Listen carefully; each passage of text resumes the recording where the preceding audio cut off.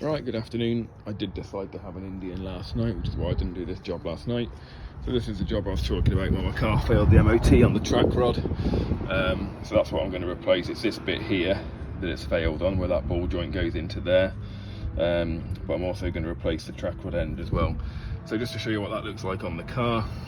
So effectively, that's what it looks like. So I need to take this rubber boot off, slide this down, undo the track rod from there, and then basically just swap it all over. So I'll undo that nut, undo it from there. It should be a nice, quick, easy job. Now I will have to get the wheel alignment done properly after this. I'll get this as close as I can, so when this one comes off, I'll measure it against this one, get them the same length. I'll do the same the other side as well. I have got some lower arms that were an advisory on the MOT for both sides for this bush here, so these lower arms will be getting replaced next week. But I'll show you, I'll get some better footage as I go through to sort of hopefully explain better what I'm doing. Right, I can use my new tripod now, so I've got both hands free. So what I've done is I've taken the clip further off that's further off back there, so I can pull this boot down, but that nut's held in by this clip here. So to slide this down, I'm just going to move this, take this clip off. There we go. So now you can see this is a bit that's failed. Right, I had to turn the Frozen music off there. So I'm hoping now, if I give this a wiggle, you can see what the problem is. So you sort of see how that's moving in and out of there, how that's worn. Try and get a bit of a close up there. So if I give this a wiggle now, you should see a bit of give. There we go. So that there was my MOT failure. Now it's the same the other side, but to get access to this, you turn the steering all the way one way. This pushes this bit out. So I'll get something on here, probably a pair of grips, or if there's no flat bit on that one, so I just have to get a pair of F-types on there. Get that off, and then I'll measure it compared to the other one and get them set to the same length. Okay, so the tool I used to get that off there was just one of these. So I've got that on there, and then just wind it off there. I haven't taken out the ball joint end yet on the hub end, but I'll just wind this off. Bit greasy, bit slippy, but it's coming. Oh, hang on, let me stop the video for a minute because it is a bit greasy and I'm struggling to wind it off, so bear with me a moment. Okay, so I wiped the grease off it, and this now is wound all the way out. So you can see now this ball joint here, and this is my MOT failure. So what I'll do now is I will take off,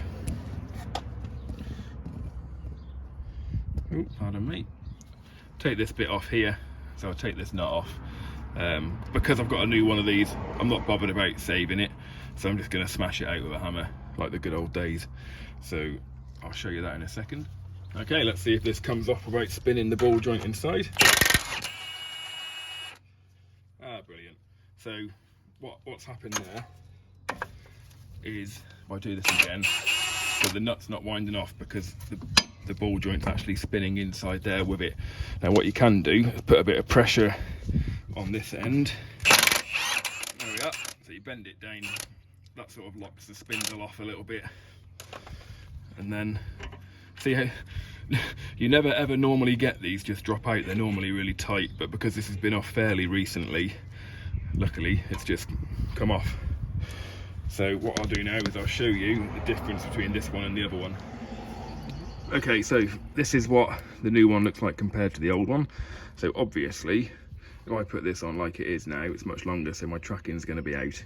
Now I'm not going to get it perfect, and it will have to go somewhere to have the alignment done properly. But what I'll do is I can adjust this. I'll wind this on so it's the same length as this. Once I've got the length that I want, I'll use this nut to sort of set the position, and then I'll measure the end there. Then I've got to take the nut and everything back off because I want to reuse that boot. And then once the boot's on, I know where to wind the nut back up to, if that makes sense. So I'll set those up now and hopefully you'll see what I mean. Right, so I've got them about the right length, but obviously I do need to reuse that boot, so I can't slide that boot onto there because that's on here and the nut's in the way. So now that I've got them about the right length, what I'll do, if I take that all the way off,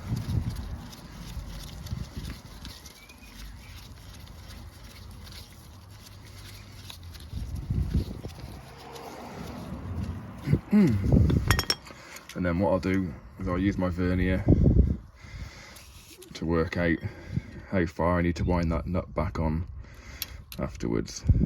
So I've got it roughly the right position. Hang on.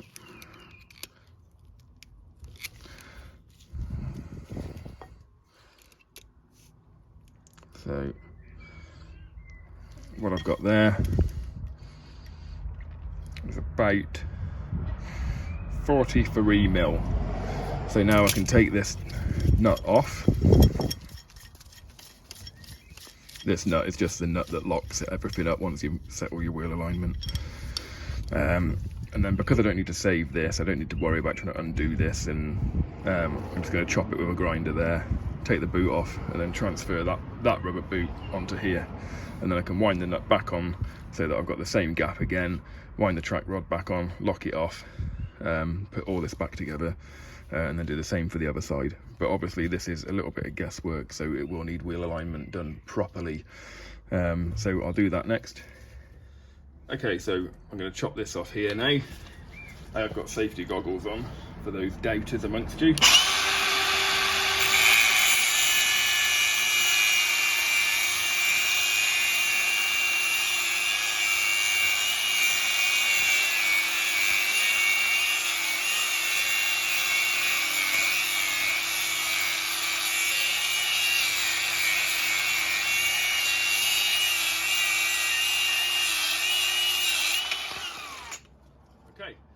So I'll show you what I mean about the rubber boot. So now I can slide that off the end, and that can now be reused on the new one. Right, so I've given this boot a bit of a clean up as well. So obviously if the nut and everything's still on, you can't slide this on. So that needs to go back on there.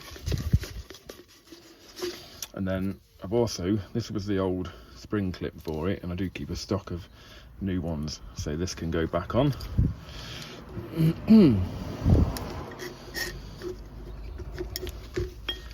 Okay, I'll sort that out after. And then this nut goes back on up to 43 millimeters, which is the setting we had before, which was roughly the right alignment. Obviously I'll repeat it again, it will need properly aligned before. So let's zero this. Okay, so that's at 46 now, so I've gone a bit too far. 43 point, just trying to get it so you can see the reading. 43.95. Bit too far again, so get it to about, whoa, close.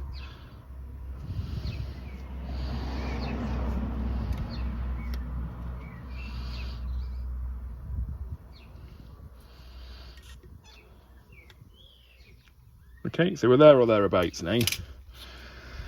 So I can do this two ways. I can put this on now, or I can put this on the car first, so that would screw back into the car, which I'll do in a minute. I'll probably leave the track rod end off for now, get this on. The only thing is, the clip that goes on here, that's going to be a massive headache to get a new one back on, because trying to get the tool in and the new clamp, the subframe's right in the way. So I'll figure out a way of doing that and I'll show you. But effectively now, that is it. That's how it would go back on. You lock this nut up, and that's it, that's the job done. Right, okay, so the new one's ready to go on now. So that just screws into there. I've got a bit of Loctite on the threads, so just bear, in fact, one thing I will show you. So this one has a bit of a hexagon shape to it, so you can also get a 32mm spanner on. the old one, I had to use that, what I call them F-type, but to get it off, you can't get a spanner on those ones. So we'll get this on. Hopefully I don't knock the camera over. There we go. So screw that in. Okay, that's all the way. Just going to move this rubber boot back so I can see it. And then I will nip this up.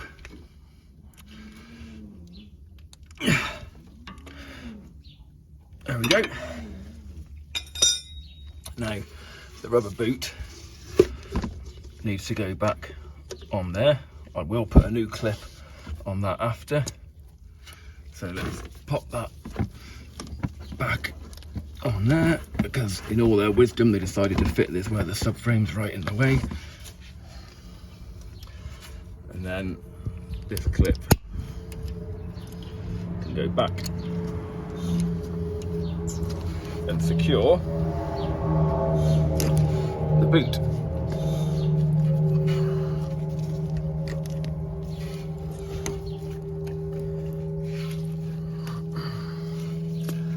A bit of a snug fit. I'll put that on properly in a minute. I've got a better tool for those clips, but you get the idea of it. And then obviously this end here will have the track rod screwed in, and then it will go back into the hub.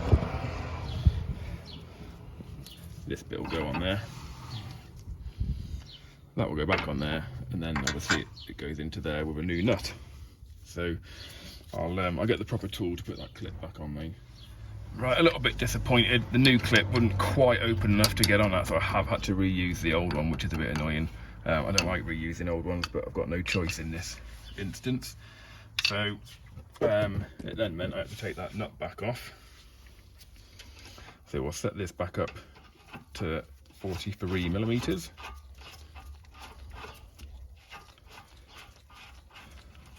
Apologies for the monotony of this stage of the video.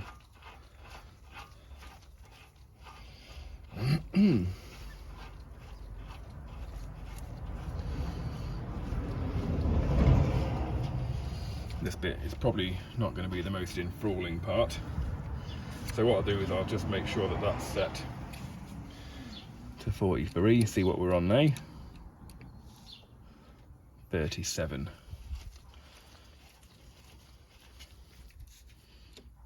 Okay, what are we on now? 44. Come back a touch.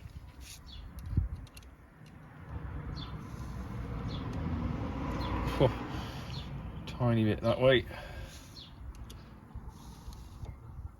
Bang on.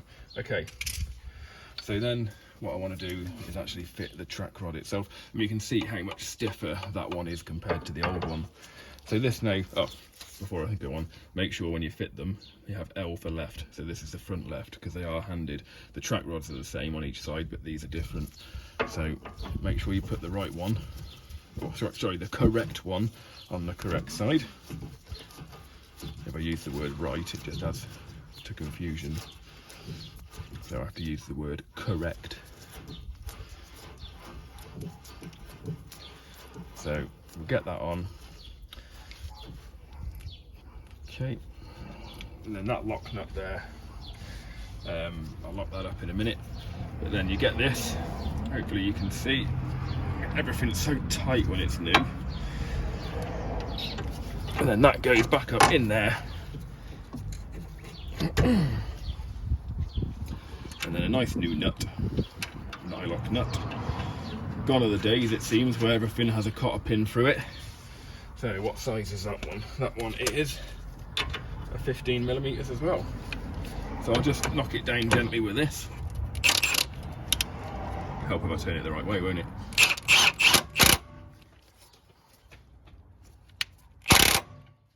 Okay.